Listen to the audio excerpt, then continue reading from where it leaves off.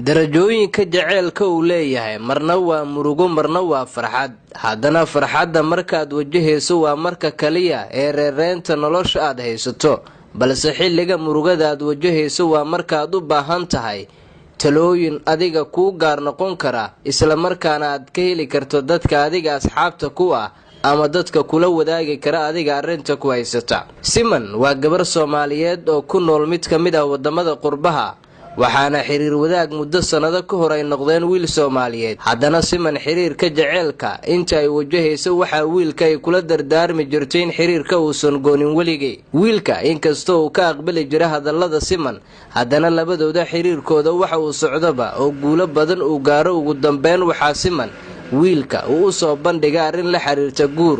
Siman waa ay ka aqbashay arrinta wiilka, balse waxaa Siman ay ka codsatay wiilka in reerkiisa uu arrinta la socodsiiyo si ay ugu yimaadaan iyada reerkeeda. wiilka waa uu ka aqbalay arrinta, inkastoo ugu dambeynta arrinta uu ka meermeeray. waxaana Siman taleefanka lambarka wiilka ay siisay aabaheed si haddii uu soo waco lambarada kale uu kaga garto, waxaana ay ku wargelisay Siman in reer ay imaanayaan guriga si iyada ay u soo doontaan, aabbana arrinta uu u diyaar garoobo. inkastoo aabbaha Siman uu ka aqbalay arrinta, haddana ma uusan ku fududaanin sidoo kale wiilka in uu soo waco qoyska Siman. waxaa muddo kadib Siman ay dib ugu laabatay oo ay u wacday wiilka si ay ugu wargelisay xaaladda guurkooda. waxaa wiilka uu ka meermeeray in guriga gabadha ay soo aadaan ehelkiisa si loo doonto Siman, laakiin Siman culayska badan ee haystay iyada waxa uu ahaa mid aan quluubteeda ka degeen, maxaa yeelay aabaheed iyo hooyadeed iyo ehelkeedaba waxay ku wargelisay in lasoo doonanayo. haddana guriga maalmo iyo bil wax ku dhowba cid soo gasha ma aysan jirin oo marti ka duwan oo iyada u socoto ahayd. Siman waxaa wiilka mar kale ay hordhigto aboowe aawa ballantii aad iga qaaday iyo reerka imaanaya xaafadeenna.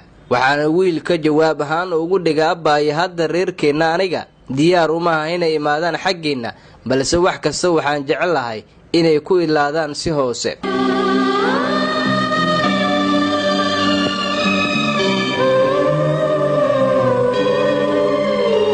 waxaa Siman ku cuslaatay arrinta, waxaana ay u bandhigtay ehelkeeda oo ay u sheegtay in culays weli uu ka jiro xagga wiilka sida gaarka ah. arrintaana waxay ula socodsiisay aabaheed iyo sidoo kale hooyadeed. waxaa Siman aabaheed u sheegay in arrintan ay ka jiifato oo ay iska dhaafto wiilkan maadaama uu meermeerinayo, balse gabadha ma aysan u dulqaadan karin culeysyada hadal ee kaga imaanaya wiilka maadaama isbeddel ay ku arkaysa xaggiisa.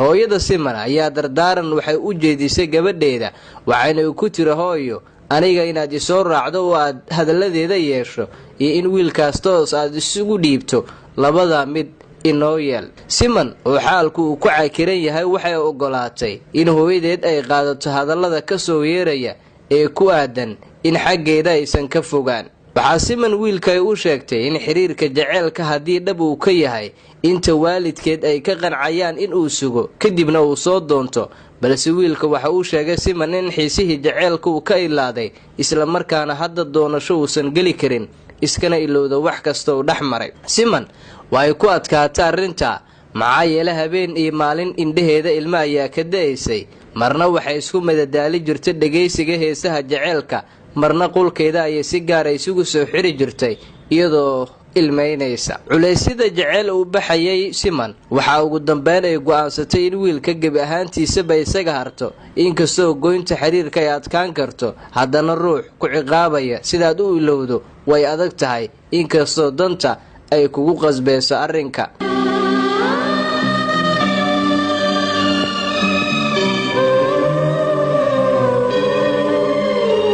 Siman ilowshaha wiilka waxaa u dheeraa barashada wiil cusub oo iyada had iyo jeer ku fikiraya in uu barto uu la hadlo. waxaana wiilka uu noqday wiil aad ugu soo dhawaada xagga Siman.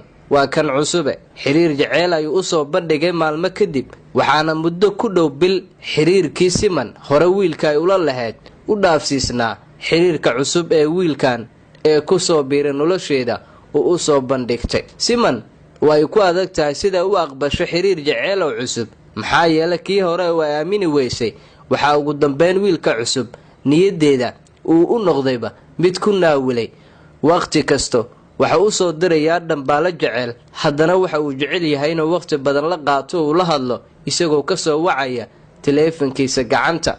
Siman ayaa xilliyada qaar daacadnimada wiilka inay la yaabto dhihi jirtay waa saq dhexe ee habeen ee seexo abowe beri la soo hadal haddii aad awoodi karto. Siman xiriirka jecel ee cusub ee wiilka ku soo biiray nolosheeda aamin badan iyadoo aan ku qabin, waxaa had iyo jeer isaga uu ku fikirayaa in uu guursado Siman. waxa uu leeyahay Siman inaan ku guursado ayaan jeclahay, inkastoo baqdinta Siman tii hore ay u dheer tahay.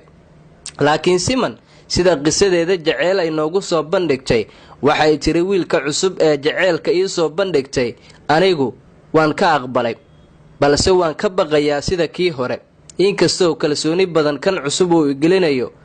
kii horena ma ilaabi karo, waa xasuusteeda, mararkaan soo xasuustana arrimihiisa waan ooyaa. sidaa waxaa tiri Siman. Siman xiriirka jecelka ee qotada dheer ee kii hore ay u qabtay oo weli quluubteeda aan ka goyn ayay noo sheegtay in hadda qisada jecel ay wajahaysa ee wiilka cusub ee hadda ay wado ay doonayso dhowaan inay guursato, inkastoo wiilku ku yiri guur ayaan doonayaa xilligan ee adigu diyaar ma u tahay.